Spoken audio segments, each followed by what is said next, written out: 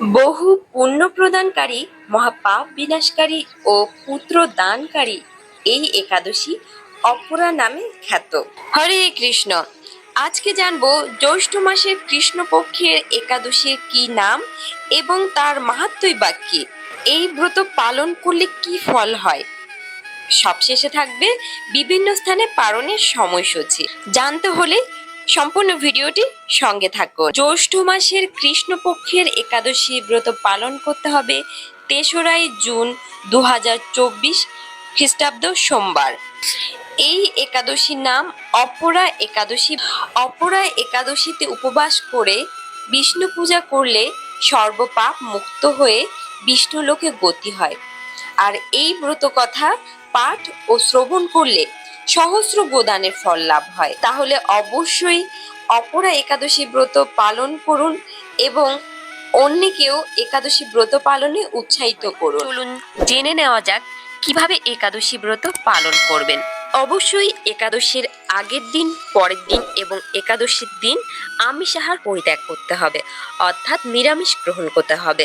যথাসম্ভব আপনি ভোগ রন্ধন করে ভগবানকে তুলসী পাতা দিয়ে অর্পণ করে সেই প্রসাদ গ্রহণ করতে পারেন। একাদশী ব্রত পালনের আগে ভগবানের কাছে প্রার্থনা করবেন, অর্থাৎ সংকল্প করবেন যেন আপনি নিষ্ঠা এবং সঠিকভাবে একাদশী ব্রত পালন করতে পারেন। ভগবান, আপনি আমার সহায় হন। আর একাদশীর সংকল্প মন্ত্র হচ্ছে একাদশং নিরাহারো স্থিতায় অহম অপরে হনি ভক্ষ্যামি পুণ্ডরীকাক্ষ শরণম মে ভবার্জিত। একাদশীতে খুব ভোরে স্নান করবেন এবং ভগবানকে দীপ দেখাবেন। এরপর সারাদিন আপনি একাদশীর ব্রত মাহাত্ম্য এবং অন্যান্য গ্রন্থ পাঠ করবেন বা শ্রবণ করবেন, যেমন ভগবদ গীতা, ভাগবতম, লীলা পুরুষোত্তম ইত্যাদি, এবং অধিক মালা জপ ও কীর্তন করবেন। এবং একাদশীর পর দিন একাদশীর পারণ মন্ত্র উচ্চারণ করে পালন করবেন, অর্থাৎ উপবাস ভঙ্গ করবেন। একাদশীর পারণ মন্ত্র হচ্ছে জ্ঞান তিমিরান্ধস্য ব্রতে নানব কেশব প্রসিদ সম্মুখনাথ জ্ঞান দৃষ্টি প্রদভব। একাদশীর ব্রত মাহাত্ম্য শ্রবণের পর থাকবে বিভিন্ন স্থানে পালনের সময়। একাদশী ব্রত মাহাত্ম্য। মহারাজ যুধিষ্ঠির শ্রীকৃষ্ণকে বললেন, হে কৃষ্ণ, জ্যৈষ্ঠ মাসের কৃষ্ণপক্ষিয়া একাদশীর নাম কি এবং তার মাহাত্ম্যই বা কি? আমি শুনতে ইচ্ছা করি, আপনি অনুগ্রহ করে তা বর্ণনা করুন। শ্রীকৃষ্ণ বললেন, হে মহারাজ, মানুষের মঙ্গলের জন্য আপনি খুব ভালো প্রশ্ন করেছেন। বহু পুণ্য প্রদানকারী, মহাপাপ বিনাশকারী ও পুত্র দানকারী এই একাদশী অপরা নামে খ্যাত। এই ব্রত পালনকারী ব্যক্তি জগতে প্রসিদ্ধি লাভ করে। ব্রহ্মহত্যা, গোহত্যা, ভ্রূণ হত্যা, পরনিন্দা, পরস্ত্রী গমন, মিথ্যা ভাষণ প্রভৃতি গুরুতর পাপ এই ব্রত পালনে নষ্ট হয়ে যায়।